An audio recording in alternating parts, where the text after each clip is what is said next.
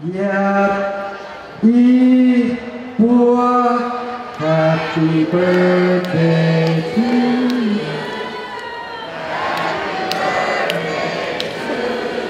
Happy birthday!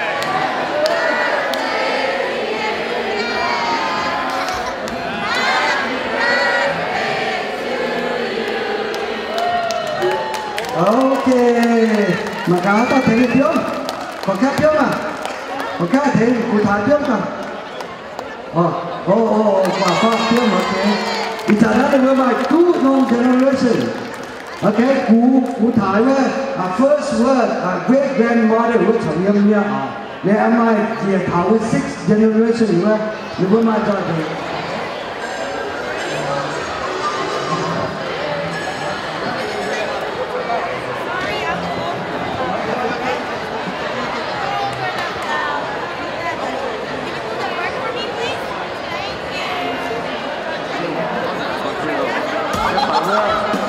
Đúng rồi, thành vui là đúng rồi.